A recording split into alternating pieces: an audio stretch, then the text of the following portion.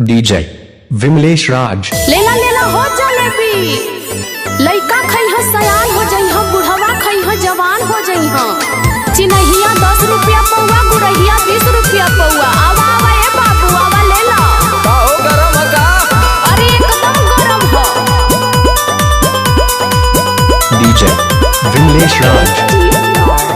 मेला कमान हटोवे त पहिले टाइट हाकी नरम नरम हा।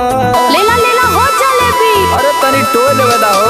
मेला कमान हटोवे त पहिले टाइट हाकी नरम नरम हा। लेला हे बाबू देखा न भौवा, छानल जलेबिया गरम गरम हो।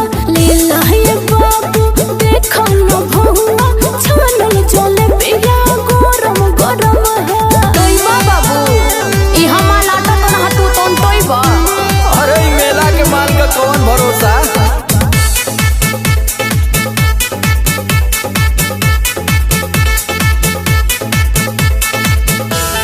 डीजे विमलेश राज।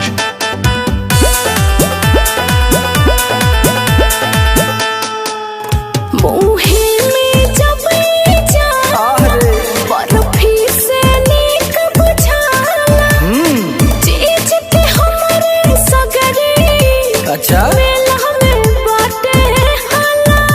अरे भौवा तो सही लगा दा। मुहे में जब जाला बर्फी से नीक बुझाला, चीज के हमरे सगरे मेला में बाटे हाला। तोहरा से नीमन केहू के नइखे सोचल, तोहर भरम भरम हा। लेला हे बाबू देखा न भौवा, छानल जलेबिया गरम गरम हो। ले बहतला नहीं हटा बगल में, छानल जलेबिया गरम गरम हो। अच्छा तो 2.5 किलो चिन्हिया और 2.5 किलो गुरहिया तौला तो फटाक दे। पहले पैसा निकाला पैसा। अरे तो का फ्री में ले। डीजे विमलेश राज। बाड़ू कैसन हलुवैया, मांगेलू पहिले रुपैया। देखे के सुघर लइके धरल चाहेला कहलैया। अरे पन्नी पकड़ा, हथवा का पकड़त हुआ। कैसन बाड़ू हलुवैया, मांगेलू पहिले रुपैया। देखे के सुघर लइके धरल चाहेला कहलैया। कहे में समर आलो के तोहे लागत नाही शरम शरम हा।